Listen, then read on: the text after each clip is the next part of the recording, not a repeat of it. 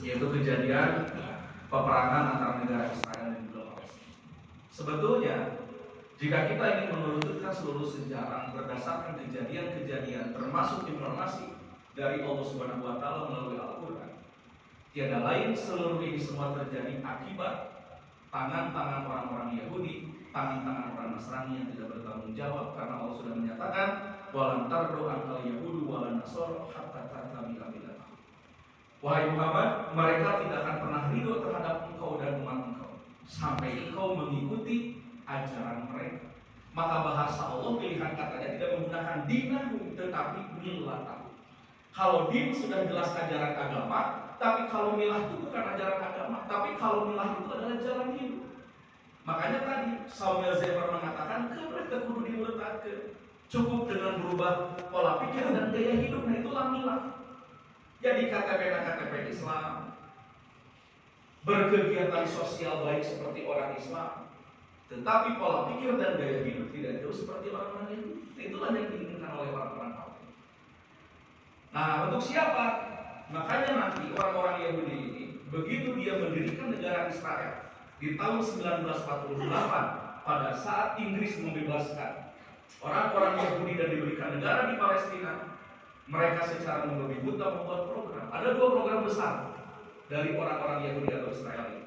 Yang pertama, dengan yang disebut program kebangsaan, yang disebut dengan program Zionisme atau program Suhyuniyah. Nah, nanti yang kedua ada program Masoniyah atau program keagamaan, program sosial, kelembagaan masyarakat yang disebut dengan Masoniyah atau Masoni dalam bahasa lain Freemasonry dan Illuminati. Nah, nanti untuk Zionisme ini idealisme kebangsaan. Makanya kenapa bangsa Israel ingin memilih di Palestina? Karena Theodor Herzl sebagai bapak Zionis, dia pernah ditawari oleh Inggris pada saat itu. Kamu ingin negara di mana? Mau Palestina atau Argentina? Saya lebih memilih Palestina karena Palestina adalah tanah yang dijanjikan oleh Tuhan kami di dalam Taurat dengan ungkapan Eretz Israel. Itu adalah tanah kelahiran kami dari leluhur kami Nabi Ibrahim alaihissalam. Padahal oleh Allah sudah dibantah. Makana Ibrahimu wala Yahudiyan wa Nasraniyan walakinna hanifan musliman kata Allah. Orang-orang Yahudi dan Nasrani. Ibrahim itu bukan leluhur kamu, bukan Yahudi dan Nasrani. Walakinna hanifan musliman, tetap Ibrahim adalah seorang muslim yang hanif, begitu kata Allah. Ini sudah dibantah. Kalau mereka menganggap Ibrahim adalah orang tua mereka, leluhur mereka. Kemudian Theodor Herzl mengatakan, saya hanya menginginkan tanah di Palestina, yaitu di tanah suci yang disebut dengan Al-Qudus atau Baitul Kudus yang disebut dengan Kota. Makanya sampai saat ini dari tahun 1948 pertempuran antara bangsa Israel dengan warga asli Palestina tidak kunjung berhenti, dan itu sudah menjadi takdir dari Allah Subhanahu wa taala. Jika peperangan di sana berhenti, maka ciri kiamat kubro sudah akan terjadi. Nah, itulah misi pertama dari orang-orang Yahudi. Yang kedua adalah gerakan sosialisme, keagamaan, kemasyarakatan, termasuk tadi untuk menyesatkan umat selain umat Yahudi. Buatlah ajaran-ajaran yang serupa dengan ajaran yang berada di ajaran agamanya masing-masing. Makanya Bapak, jika kita ketahui di dalam beberapa kitab termasuk di Old Testament yang disebut dengan Perjanjian Lama, kitab Taurat, termasuk di Perjanjian Baru di New Testament, itu adalah kitab Injil yang duanya tidak bisa dipisahkan, selalu berdampingan. Ternyata kalamnya banyak bersamaan dengan Al-Quran, seperti bagaimana bercerita Nabi Yakub, bercerita tentang Nabi Ismail itu di Quran ada, di Injil ada, dan di Taurat itu ada. Tetapi lucu, kejadian-kejadian itu selalu berbanding terbalik. Seperti kisah Nabi Yakub, di dalam kitab Taurat dinyatakan Nabi Yakub bisa menjadi nabi karena menipu ayahnya, yaitu Nabi Ishak. Begitu dalam kitab Taurat, kan lucu gitu. Bahkan Nabi Yakub disebut Israel di dalam Taurat itu. Wahai Yakub, hari ini kamu beri nama Israel karena kamu telah bergumul dengan orang-orang untuk melawan aku, kata Allah. Jadi arti Israel itu adalah melawan Tuhan.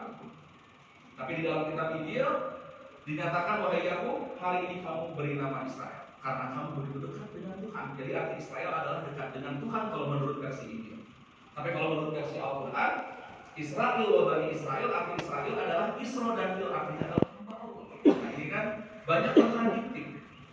Makanya Mereka orang-orang Yahudi yang telah banyak merubah isi kitab setelah wafatnya Nabi Musa alaihissalam. Pada saat itulah kitab perjanjian lama dan perjanjian baru setelah Isa diangkat dan ada kisah pensaliban, maka Injil dan Taurat sudah tidak dapat dipastikan lagi keasliannya, terkecuali Al-Quran. Bapak bisa baca di dalam ayat-ayat yang bagaimana Allah akan selalu menjaga kesucian dan keaslian Al-Quran sampai tidak ada manusia manapun yang bisa menyerupai isi Al-Quran, karena Al-Quran adalah firman Allah dan mukjizat terbesar sepanjang masa bagi Nabi Muhammad SAW.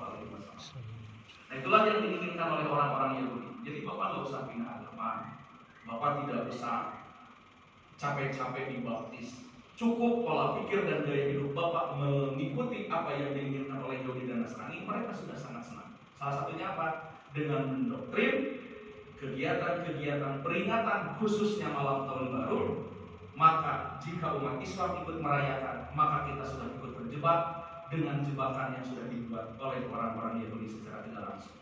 Maka ingatlah kepada hadis Nabi yang tadi, jika kita tidak pernah mau berubah, jika kita masih tetap merayakan euforia malam tahun baru, apapun alasannya, ancaman dari Nabi, kita tidak akan pernah bisa tinggal berbarengan dengan Nabi di akhirat nanti, tapi kita akan tinggal berbarengan dengan orang-orang kafir secara langsung di akhirat nanti. Itulah ancaman dari Rasulullah SAW. Dan yang terakhir, visi misi Yahudi ini digambarkan oleh Allah dengan ungkapan wadda kasirun min ahlil kitab law yaruduna min ba'di imanikum kufaran hasadan. Dan sesungguhnya mereka ahlil kitab Yahudi dan Nasrani, mereka ingin membuat kamu orang Islam agar kembali murtad dari ajaran Islam. Jadi tugas mereka itu satu sebetulnya. Visi misi mereka yang paling besar itu cuma satu, apa? Memurtadkan umat Islam agar umat Islam yang sudah beriman kepada Allah kembali kufur kepada Allah Subhanahu wa taala dengan cara tidak usah berpindah agama, tapi cukup berganti pola pikir dan gaya hidup. Maka hati-hatilah. Di Palestina mereka diuji dengan perang fisik, musuh mereka terlihat, mereka banyak yang sakit dan yakin kepada Allah karena ujiannya jelas ada di hadapan mata. Tapi justru kita lah yang harus dikasihani. Tatkala Allah menjemput kita, tatkala kita sudah dijemput oleh malaikat maut, bekal apa yang akan kita berikan kepada Allah Subhanahu wa taala.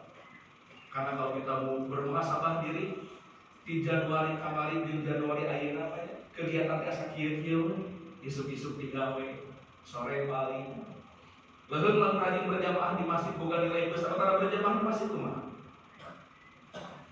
Leheun pokoknya lamun sibuk kerja dan niat kerjanya untuk menafkahi keluarga, itu kan jadi jihad di sisi Allah.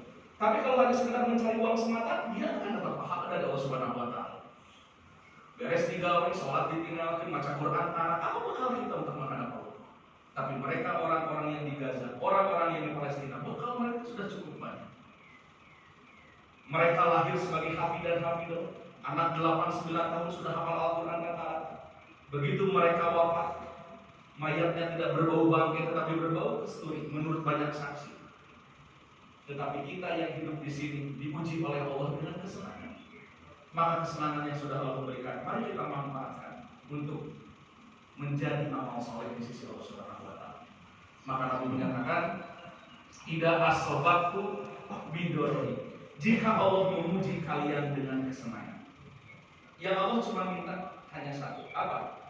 Fasyakar, maka bersyukurlah kepada Allah Subhanahu wa taala. Jadi Bapak yang diuji dengan kenikmatan oleh Allah, bobo masih rawas, tuang masih kene rawas, kita masih bisa menikmati hiburan-hiburan dunia secara bebas, tidak ada yang menghalangi. Itu kesenangan yang Allah titipkan kepada kita.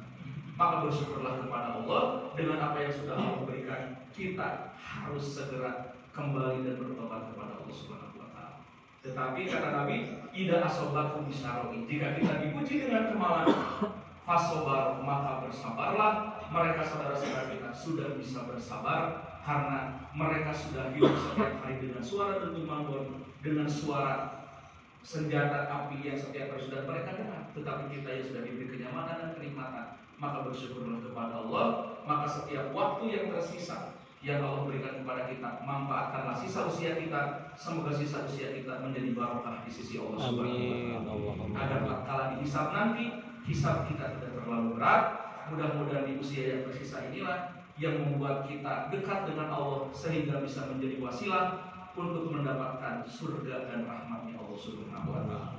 Itu saja yang bisa saya sampaikan, mudah-mudahan bermanfaat. Aqulu qouli hadza wa astaghfirullah li wa lakum. Rabbana atina fid dunya hasanah wa fil akhirati hasanah wa qina adzabannar. Subhanaka rabbika rabbil izzati amma yasifun wa salamun alal mursalin walhamdulillahi rabbil alamin. Assalamualaikum